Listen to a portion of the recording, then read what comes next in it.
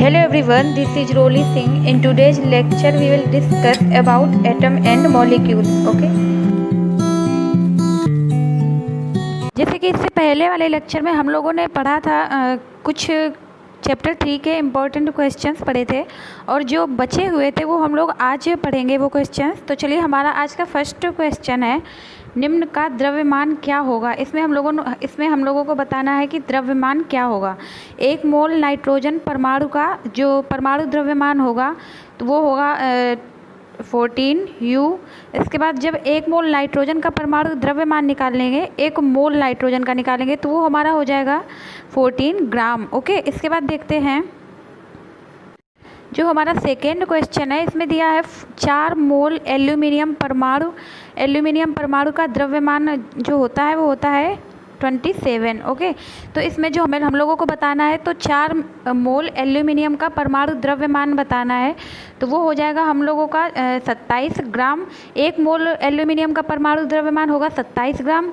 इसके बाद जब हम लोग 4 मोल का निकालेंगे तो उसमें करेंगे 27 × 4 करेंगे। जब 4 करेंगे तो वो हमारा आ जाएगा।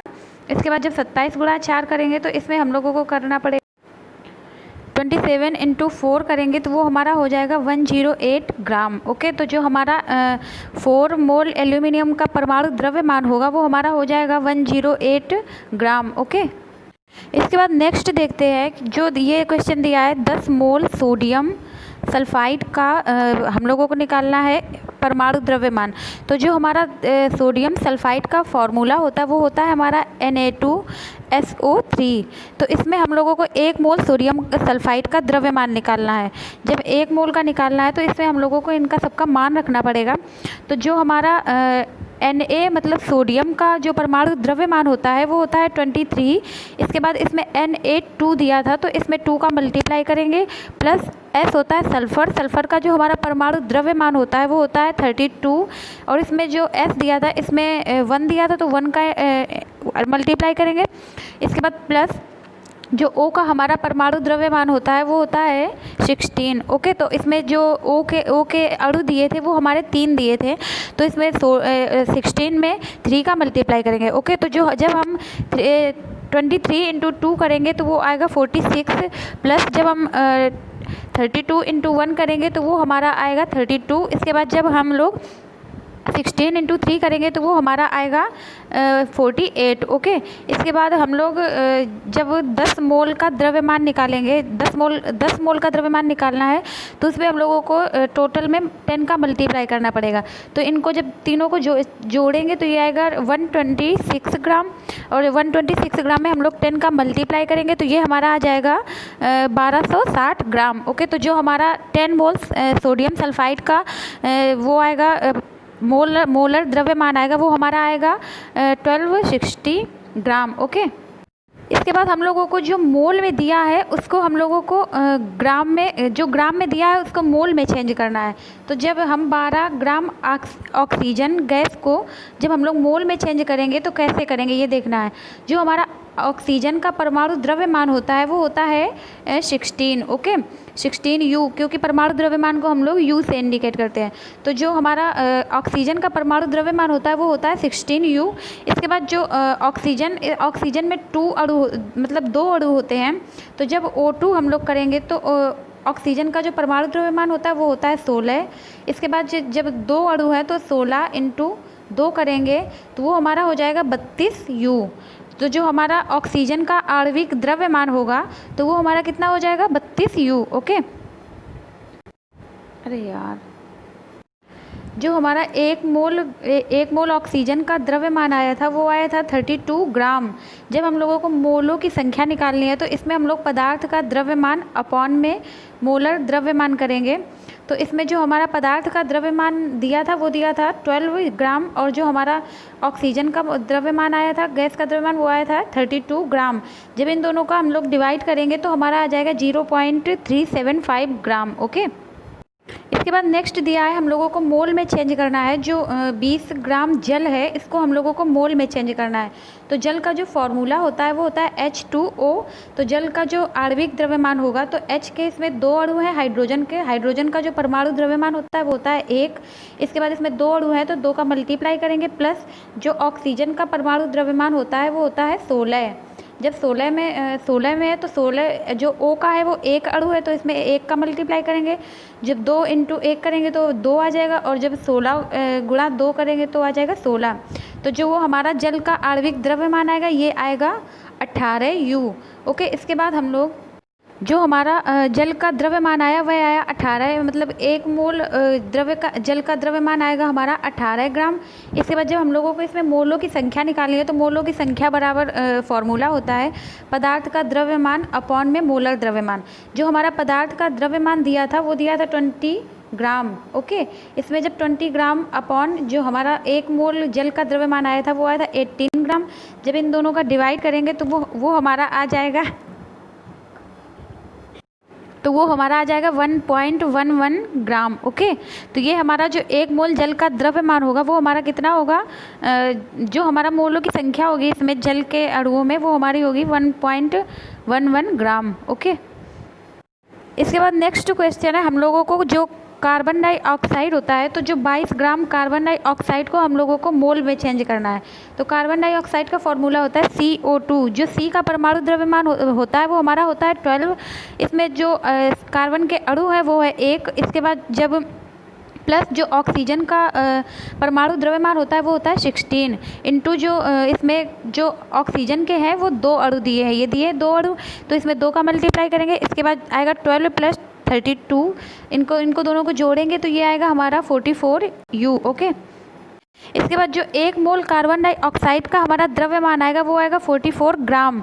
इसके बाद जब मोलों की संख्या इसमें निकालेंगे एक कार्बन डाइऑक्साइड में, तो पदार्थ का द्रव्यमान अपान मोलर द्रव्यमान, इसमें जो हमारे दिए थे 22 ग्राम में हम लोगों को निकालना था, 22 ग्राम कार्बन डाइऑक्साइड में हम लोगों को मोलर द्रव्यमान निकालना था। तो इसमें 22 ग्राम अपॉन जो मोलर द्रव्यमान हमारा आया था ये आया था 44 ग्राम।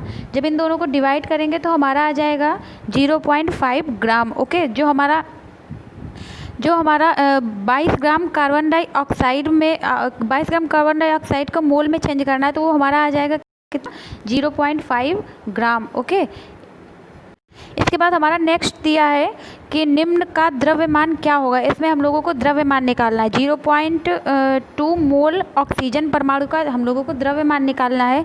जो ऑक्सीजन होता है उस ऑक्सीजन का जो परमाणु द्रव्यमान होता है वो होता है हमारा 16U। जब 1 मोल ऑक्सीजन परमाणु का द्रव्यमान निकालेंगे तो वो हमारा आएगा 16 ग्राम।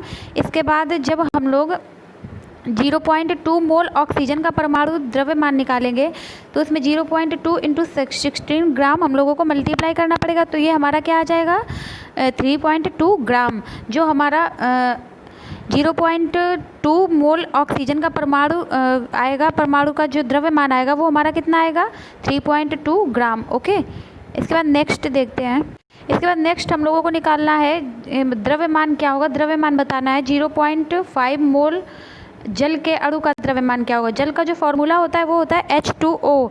तो H2O का जो आणविक द्रव्यमान होगा इसमें H के हाइड्रोजन का जो परमाणु द्रव्यमान होता है वो होता है 1। ऑक्सीजन इसमें जल के हाइड्रोजन के 2 अणु हैं इसलिए 2 का मल्टीप्लाई होगा, प्लस जो ऑक्सीजन का हमारा परमाणु द्रव्यमान होता है वो होता है 16 इंटू इसमें ऑक्सीजन का जो है वो 1 अणु है तो इसमें 1 का मल्टीप्लाई करेंगे। इसके बाद 2 + 16 = हो जाएगा हमारा 18U। ओके, इसके बाद हम लोग जब 1 मोल जल का द्रव्यमान निकालेंगे तो वो हमारा आएगा 18 ग्राम। जब 0.5 मोल जल का द्रव्यमान निकालना है तो इनका दोनों का हम लोगों को मल्टीप्लाई करना पड़ेगा। तो 0.5 × 18 ग्राम जब मल्टीप्लाई करेंगे तो ये हमारा आ जाएगा 9 ग्राम। ओके, इसके बाद नेक्स्ट क्वेश्चन हमारा दिया है 16 ग्राम ठोस सल्फर। जो सल्फर का फॉर्मूला होता है वो होता है S8 से इसको डिनोट करते हैं। तो S8 के अणुओं की संख्या परिकलन कीजिए। जो अणुओं की संख्या हम लोगों को बतानी है इसमें S8 में, तो जो सल्फर के अणु है वो हमारे हैं 8 अणु। जो सल्फर का परमाणु द्रव्यमान होता है वो होता है 2, तो जब 32 में जो सल्फ़र के 8 अणु हैं उनका मल्टीप्लाई करेंगे तो ये हमारा आ जाएगा 256U, मतलब कि जो हमारा सल्फ़र का परमाणु द्रव्यमान आ जाएगा वो आ जाएगा 256U। ओके, जब सल्फ़र अणु का मोलर द्रव्यमान हमारा हो जाएगा 256 ग्राम, इसके बाद जब मोलों की संख्या हम लोग निकालेंगे तो वही फिर से करेंगे, पदार्थ का द्रव्यमान बटे मोलर द्रव्यमान। तो इसमें हम लोगों को 16 ग्राम दिया था, जो सल्फ़र में 16 ग्राम का निकालना था, जो पदार्थ का द्रव्यमान दिया था वो हमारा दिया था 16 ग्राम। इसके बाद जो हमारा सल्फ़र अणु का मोलर द्रव्यमान आया वो आया 256 ग्राम। इनका दोनों का जब मल्टीप्लाई करेंगे, इनको दोनों को जब डिवाइड करेंगे तो इसमें हमारा आ जाएगा 2.0625। ओके, इसके बाद हम लोगों को इसमें निकालना क्या था, अणुओं की संख्या निकालनी थी। तो अणुओं की संख्या निकालने के लिए हम लोगों को इसमें जो मोलों की संख्या इनटू आवोगाद्रो संख्या का मल्टीप्लाई करना पड़ेगा। अणुओं की संख्या का फॉर्मूला ये होता है।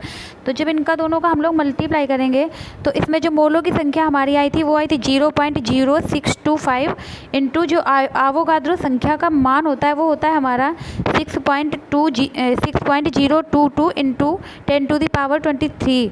जब इन दोनों का हम लोग मल्टीप्लाई करेंगे तो ये हमारा आ जाएगा 3.76 इंटू 10⁻22। ओके, तो हमारा जो सल्फ़र में अणुओं की संख्या आएगी वो हमारी आएगी 3.76 इंटू 10⁻22। ओके,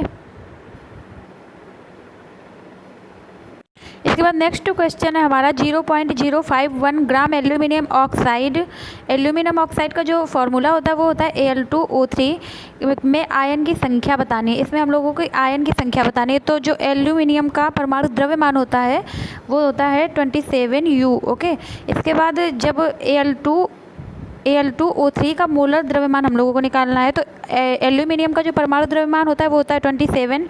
इसमें 2 अणु दिए हैं एल्यूमिनियम के, तो इसमें 2 का मल्टीप्लाई हो जाएगा, प्लस जो O का परमाणु द्रव्यमान होता है वो होता है 16 इंटू इसमें 3 अणु दिए हैं तो 3 हो जाएगा। इसके बाद इनका दोनों का मल्टीप्लाई करेंगे तो ये हो जाएगा 54, प्लस जब 16 इंटू 3 करेंगे तो हमारा आ जाएगा 48। जब इनको दोनों को जोड़ेंगे तो ये आ जाएगा हमारा 102 ग्राम। ओके, इसके बाद हम लोगों को इसमें मोलों की संख्या निकाली थी। तो मोलों की संख्या का ये फॉर्मूला होता है जो हमारा इसमें दिया था 0.051 ग्राम दिया था पदार्थ का द्रव्यमान, और जो 102 ग्राम आया था ये हमारा आया था मोलर द्रव्यमान। जब इनका दोनों का हम लोग डिवाइड करेंगे तो ये आ जाएगा हमारा 0.0005 ग्राम। ओके, ये हमारा 0.005 ग्राम जब आ जाएगा तो इसके बाद हम लोगों को इसमें निकालना था आयन निकालने। तो जब अणुओं की संख्या बराबर होता है मोलों की संख्या इंटू आवोगाद्रो संख्या, तो मोलों की संख्या हमारी आई थी ये, इसके बाद जो आवोगाद्रो संख्या का मान होता है वो ये होता है, ये हम लोगों को याद करना पड़ेगा। इसके बाद जब इनका दोनों का हम लोग मल्टीप्लाई करेंगे तो ये हमारा आएगा 3.011 इंटू 10⁻20। जब एल्यूमिनियम की हम लोग आयन की संख्या निकालेंगे तो ये हो जाएगा 2 इंटू 3.011 इंटू 10⁻20। जब इन दोनों का मल्टीप्लाई करेंगे तो ये हमारा क्या आएगा 6.022 इंटू 10⁻20। जो हमारे एल्यूमिनियम में आयन की संख्या आएगी वो हमारी आएगी 6.022 इंटू 10⁻20। ओके, तो हम लोगों ने आज की क्लास में पढ़ा, चैप्टर 3 कंप्लीट किया और क्वेश्चंस भी कंप्लीट किए और थ्योरी भी कंप्लीट की। Thank you.